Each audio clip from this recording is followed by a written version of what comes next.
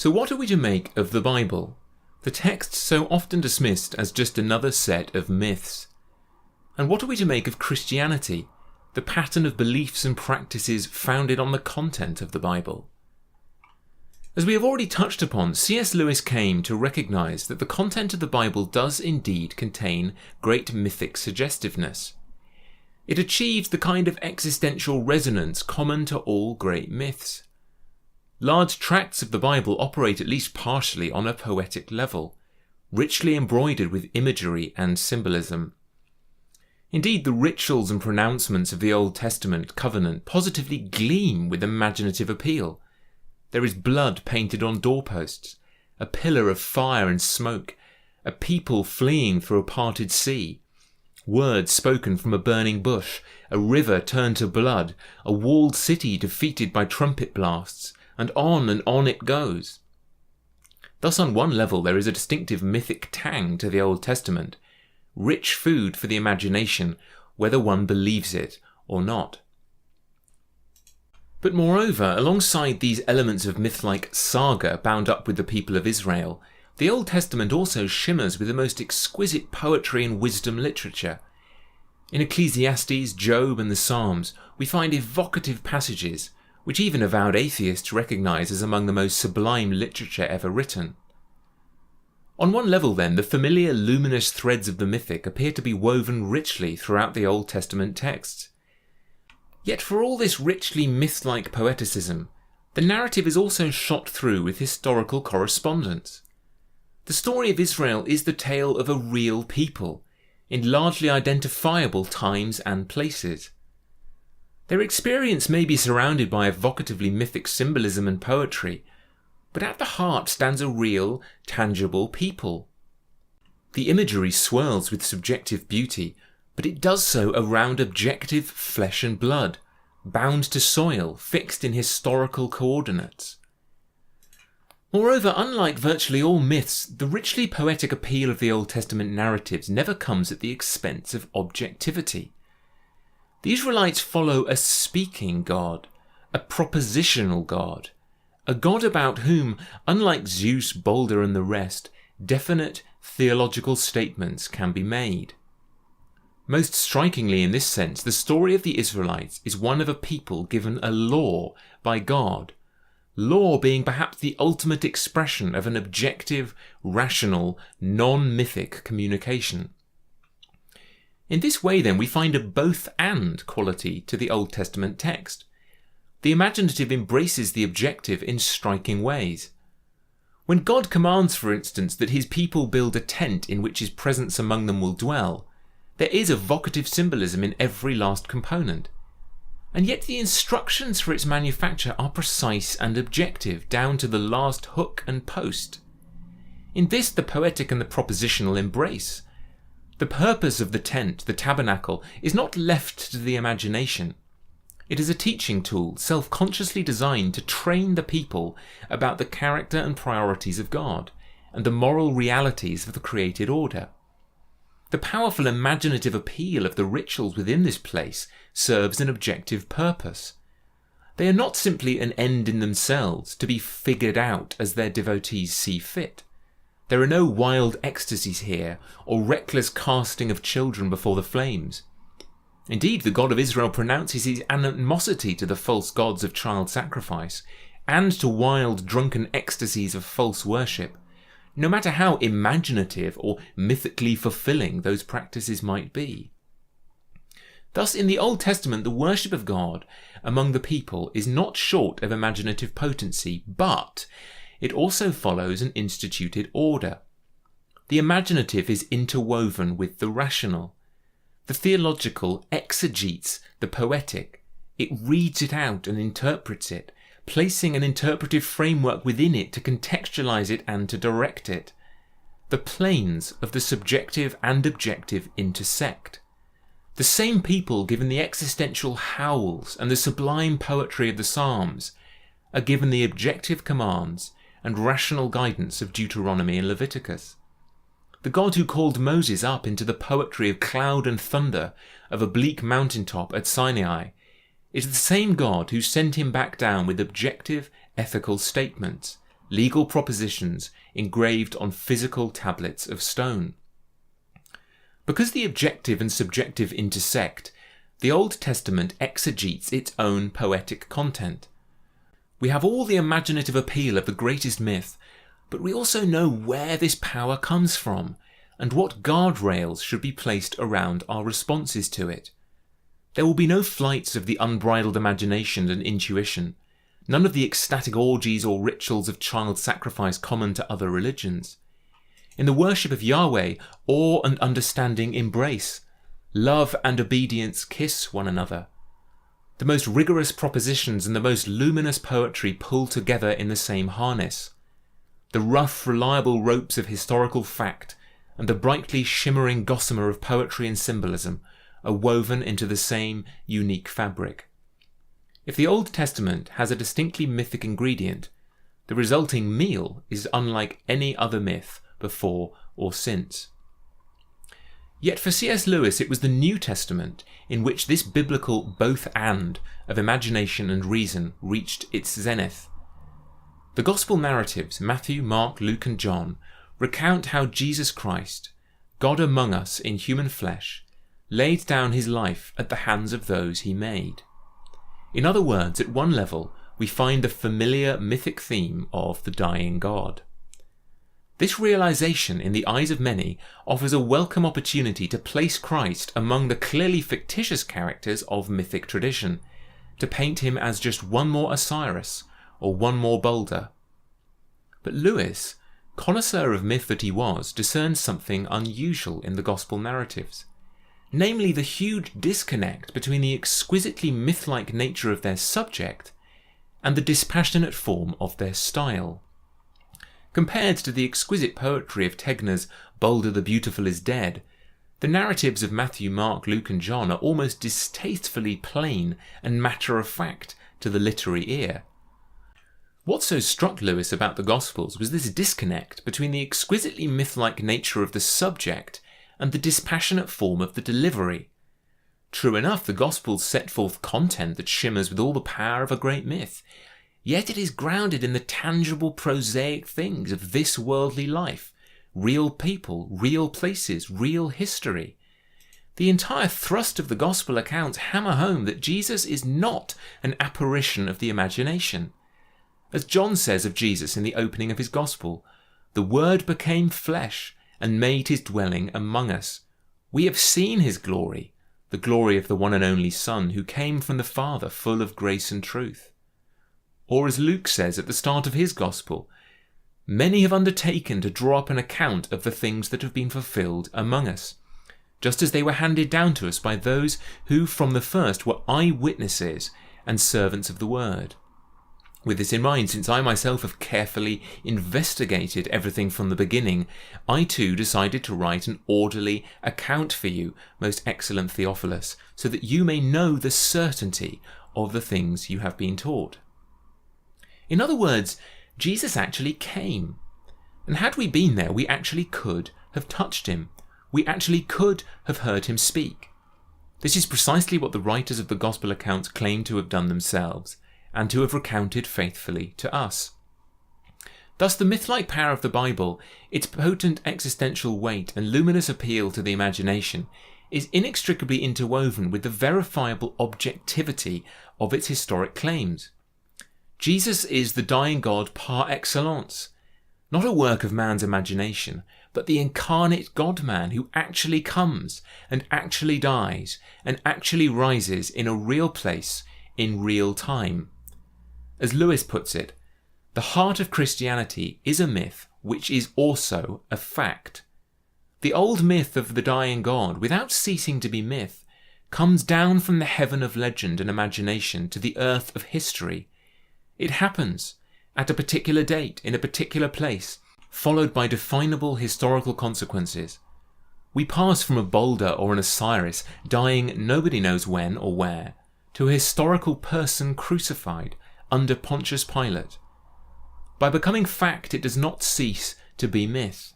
That is the miracle. In the Bible, and supremely in the Gospels, history and myth intersect. As Lewis continues, The story of Christ is simply a true myth. A myth working on us in the same way as the others, but with the tremendous difference that it really happened. Because the objective and subjective intersect, the Bible exegetes its own poetic content. We have all the imaginative appeal of the greatest myth, but we also know where this power comes from and what to do in response. Lewis recognised that this made the narrative of the Bible, reaching its zenith in the Gospels, unlike any tale ever told. As he put it, if ever a myth had become fact, had been incarnated, it would be just like this. And nothing else in all literature was just like this. Myths were like it in one way, histories were like it in another, but nothing was simply like it, and no person was like the person it depicted. Here and here only in all time the myth must have become fact. The Word, flesh, God, man. This is not a religion, nor a philosophy. It is the summing up and actuality of them all. Unlike all other myths, the entire Bible narrative was centered around objective fact. But unlike most accounts of objective fact, it shimmered with imaginative appeal. Here was a holistic vision that meets the whole person, satisfying both the reason and the imagination. It could hardly be otherwise. If the biblical claims purport to articulate ultimate truth, ultimate correspondence to the deepest founts of meaning in reality, then they must touch us at every conceivable level of significance. It would not be enough only to touch our reason, as many rationalists appear to demand, leaving our poetic faculties cold, nor enough to touch only the imagination, leaving us, as with most myths, drifting without a grounding for our response. The inextricable blending of the subjective and objective is exactly what we ought to expect of anything purporting to touch ultimate truth. We know in our bones that the objective and subjective both have some grasp of reality. No full account of all that is most real and meaningful and good and true and beautiful could ever lop off one or the other. The only reasonable wager on meaning is to accept the insights of both reason and imagination together. And so we would expect the biblical claims to appeal to the whole person, to shimmer with poetry, to radiate beauty, to make the imagination soar, and yet to guide us in the ways we should go, to offer rugged, objective certainty to hold on to. To find the Bible imaginatively satisfying is not a guilty pleasure, as if God only wishes to communicate through the analytic faculties. To reduce everything in the Bible to an easily digested take-home point, as some Christians try to do, is to miss the point. If we, made in the image of God, universally seek to appeal to each other through the imaginative, as millennia of art from cave paintings to memes suggest that we do, might not God appeal to us in this way? If God the Creator is as much poet and artist as he is architect, ruler, saviour and judge, are we to refuse his imaginative overtures to us simply because we might prefer the propositional? The Bible is, after all, unashamed to shimmer with exquisite imaginative appeal. Either this is an unfortunate accident on God's part, or he intends to appeal to the imagination alongside the rational faculty. The Bible works on us in the sphere of the imagination and the reason. It works to inform us and guide us as only propositional statements can, and it works to liturgically shape and inform our vision of the good and the true and the beautiful in a manner that only the poetic can. We are to read the texts of Scripture with reason and imagination engaged, and to read them in all seasons, in all emotional states. We are to weigh and trust the evidence, to obey the objective commands, and be moved deeply by the poetic beauty, sometimes all at the same time. God's story is at one and the same time the most luminous myth ever told, and the most grounded, trustworthy, physically connected foundation for life in the actual present and future. So if Christianity is the myth become fact, to use Lewis' provocative phrase, the obvious question is, what are we to make of the other myths? In what sense might they speak some truth to us? If Jesus is the God who actually dies in time and space, what are we to make of the fictitious dying gods scattered through the mythologies of the world? To put it another way, where does a boulder or an Osiris come from? And why at a squint do they reflect a glimpse of the Christian gospel? If Christianity is the true myth, what is its relation to the myriad fictitious myths which nonetheless appear to share part of its imaginative DNA? To Lewis, the observation of Christianity's convergence with pagan myth was not a troublesome remainder to be swept under the carpet, but actually an obvious outworking of our ontology, of what we are oriented towards as human beings. After all, if myth mines intuitions of our existential condition, and if we are, as the Bible proclaims, creatures created by God to live in a world that He created, then many of our imaginative intuitions will be expected to echo, however dimly, the pattern of God's own creative work. As Lewis put it, myth in general is not merely misunderstood history, nor diabolical illusion, nor priestly lying, but at its best a real, though unfocused gleam of divine truth falling on human imagination. The preponderance of myth, poetry, music and art speaks something profound about the nature of our being. In making art, we instinctively produce imaginative readings of meanings half glimpsed in nature and in ourselves.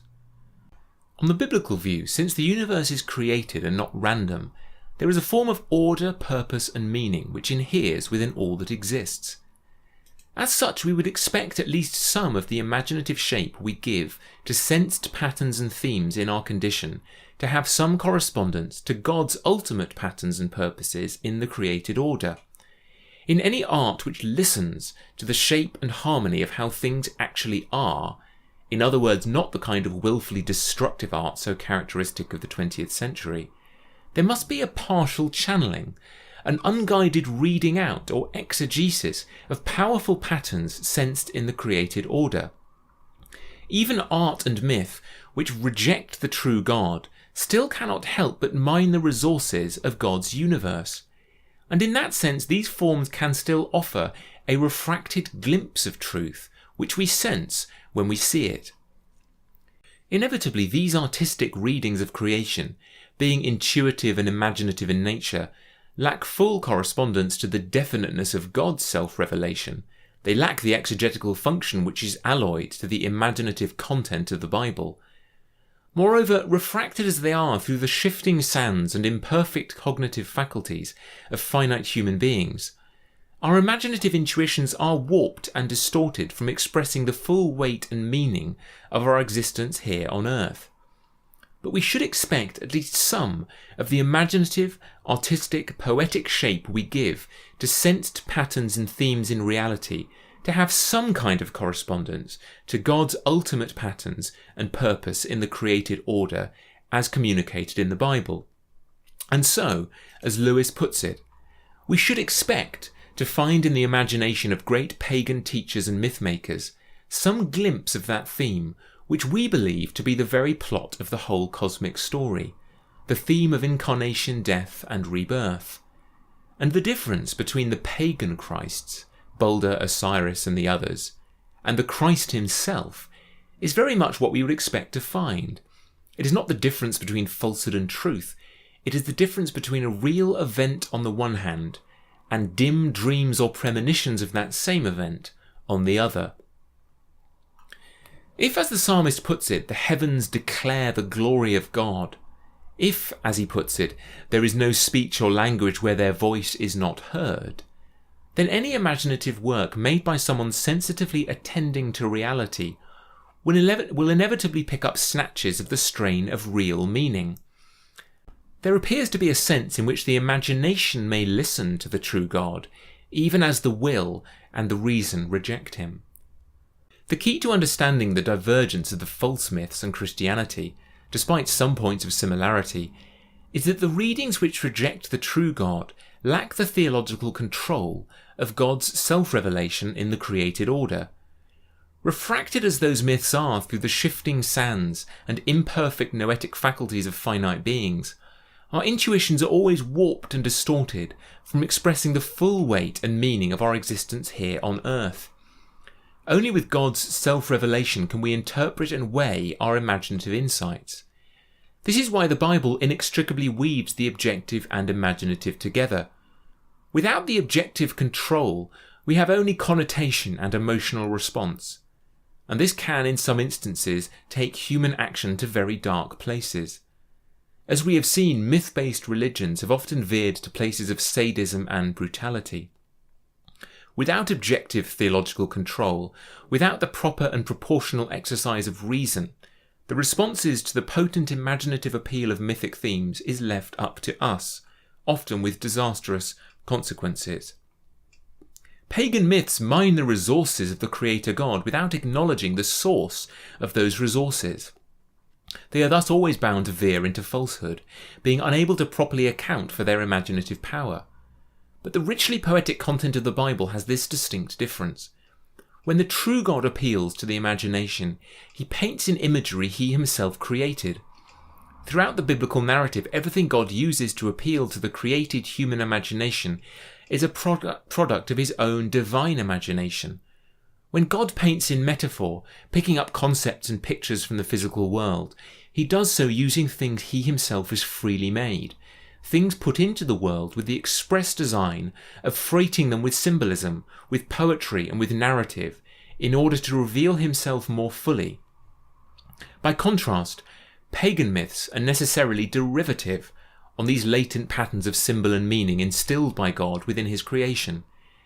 Being based on God's world, these derivative myths cannot help but bear some correspondence to God's own patterns and purposes, by virtue of the fact that they channel through intuition the world God has made, and the existential condition of the human beings made in his image.